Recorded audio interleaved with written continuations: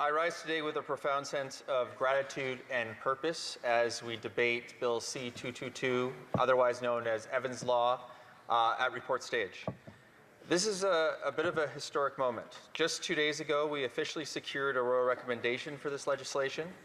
This marks only the 4th time in Canadian history that a private member's bill has received a royal recommendation, and the first time it has ever been obtained through this specific legislative path. We were, in fact, joking about it just before the debate started. Before we discuss the mechanics of the bill and the amendments before us today, we must remember why we are here. Legislation often deals in the cold realities of budgets, bureaucracy, and statutory language. But Evans Law is fundamentally about compassion. It is about how our government treats Canadian families in some of their darkest moments. For me, this is deeply personal. As I shared during second reading, my wife and I came incredibly close to losing one of our daughters during a difficult birth. Those 20 days we spent in the NICU gave us a glimpse of the heartbreak that are experienced by many families. And in fact, we're still friends with many of those families we met in the NICU during that experience. Sadly, for approximately 1,600 families in Canada every year, there is no happy ending. They leave the hospital without their child, but they return home to a government system that inadvertently adds to their unimaginable pain. Under the current rules of the Employment Insurance Act, if a child passes away while a parent is on leave, the parent legally ceases to qualify for parental benefits in that very moment. Consider what this means in practice. In the midst of planning a funeral and grieving a profound loss, a parent is expected to contact Service Canada immediately, and if not, they are subject to a financial liability that the Canadian Revenue Agency will later claw back. Parents can switch to EI sickness benefits, which offer similar financial support, but to do so, they have to contact Service Canada every 2 weeks and prove that they are still grieving, to re-justify their need for support.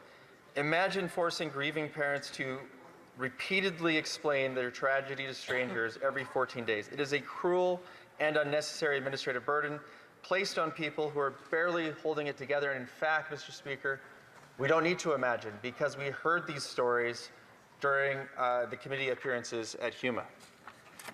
I've always believed that Bill C-222 sells itself. It is straightforward, it is compassionate, and it provides an elegant solution to a glaring bureaucratic failure. Evan's mom is a constituent of the member for Burlington, and as the 2 former ministers of Service Canada, we were well versed in what was operationally possible within the department.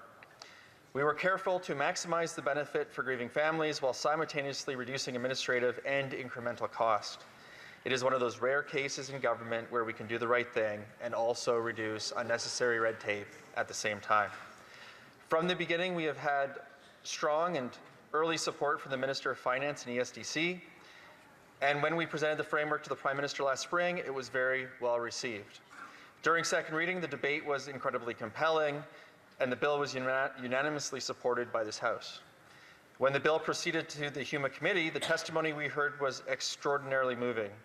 Many MPs commented that it was some of the most heart-wrenching testimony that they had ever heard during a legislative debate. I want to give immense credit to our committee colleagues from all parties. When I first introduced this bill, I was honest that I was going to need help to secure a royal recommendation. I was honest that it was going to be difficult.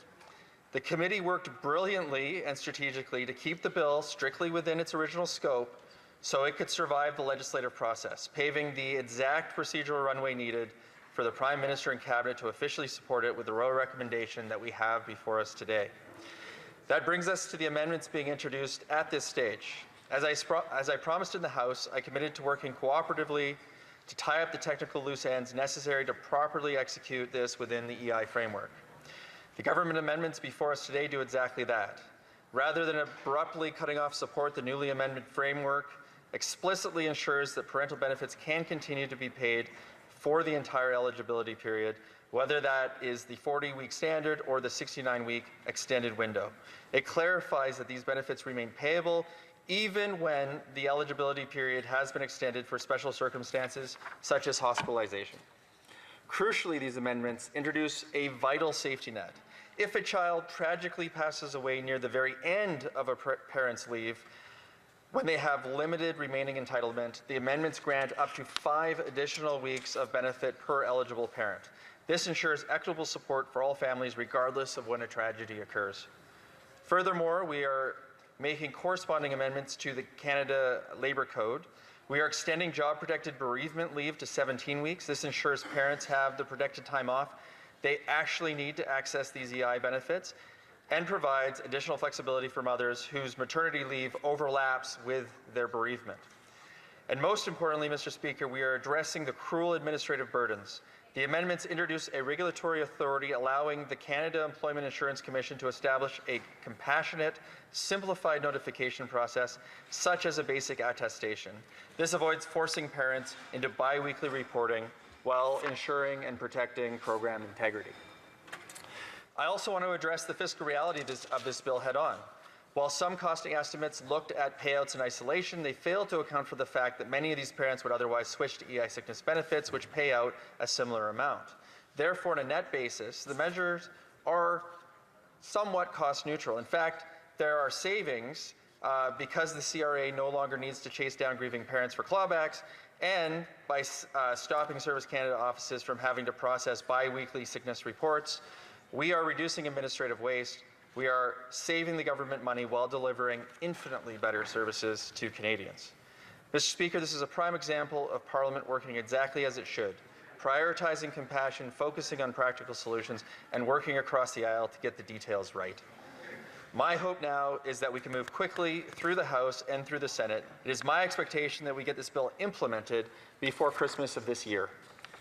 Once that happens, any parent who faces the unimaginable loss of losing a child while on parental leave will no longer face additional administrative cost pressures from our government. Instead, they will be given the time, space, and support they need to heal. Wednesday was a historic day, Mr. Speaker, but we won't stop pushing until affected parents are directly benefiting from Evans Law. Let's pass this bill. Let's show Canadians that their Parliament can be efficient, smart, and above all, kind and compassionate. Thank you, Mr. Speaker.